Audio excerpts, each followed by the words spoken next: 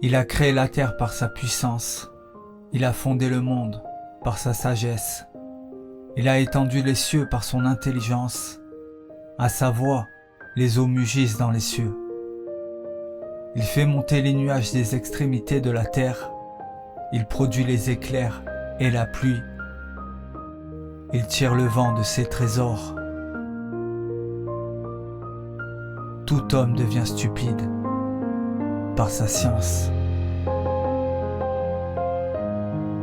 Dans ce passage du livre de Jérémie, si vous lisez simplement par votre esprit, vous comprenez que Dieu a créé les nuages, la pluie, le vent et les éclairs. Alors oui, cela est bien le cas. Mais qu'en est-il de ce qu'on vient de lire? S'agit-il réellement de ce que l'on pense, ou est-ce bien autre chose? Eh bien, lisons. L'Éternel s'enveloppe de lumière comme d'un manteau. Il étend le ciel comme une tente. Il construit sa demeure au-dessus de l'eau. Il fait des nuages son char.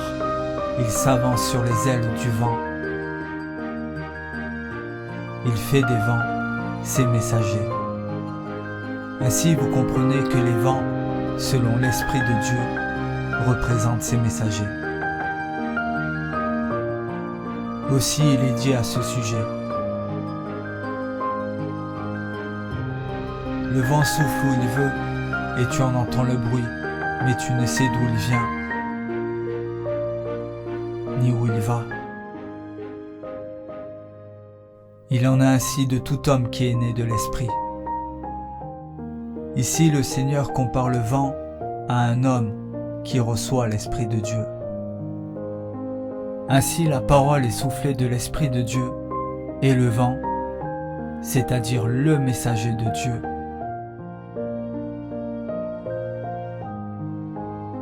vient la déposer dans le cœur de l'homme. Aussi, il est écrit à ce sujet: le jour de la Pentecôte, ils étaient tous ensemble dans le même lieu.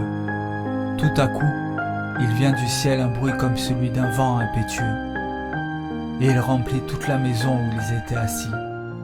Des langues semblables à des langues de feu leur apparurent, séparées les unes des autres, et se posèrent sur chacun d'eux. Et ils furent tous remplis du Saint-Esprit, et se mirent à parler en d'autres langues, selon que l'Esprit leur donnait de s'exprimer. Ce passage des Écritures concernant les apôtres confirme bien les paroles du Seigneur que nous venons de lire, et nous montre bien que l'Esprit de Dieu vient par le vent, donc par ses messagers.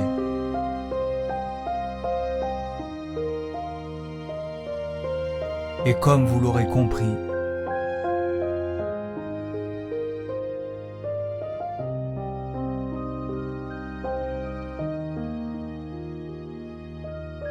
ces messagers ne sont pas des messagers terrestres, mais bien célestes.